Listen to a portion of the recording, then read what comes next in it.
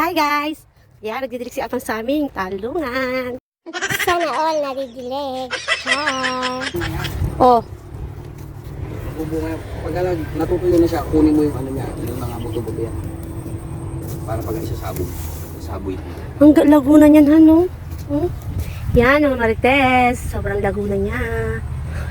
Isang buwan at ano parang to, no? 2 weeks? Oo, ano natin ito tinanim eh? Ilan ito? Mga 30 eh. February? January. Ay, January? Yan. 30, 31 yan. Kasi ano siya? Pag napipitas yan eh. Kapag may tinanim, may ilalaga. Yan.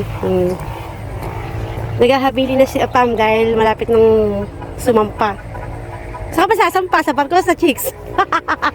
Manyinyicks daw siya. 16 yung barko. Hindi, wow. Babae kasi yung barko. Ganon.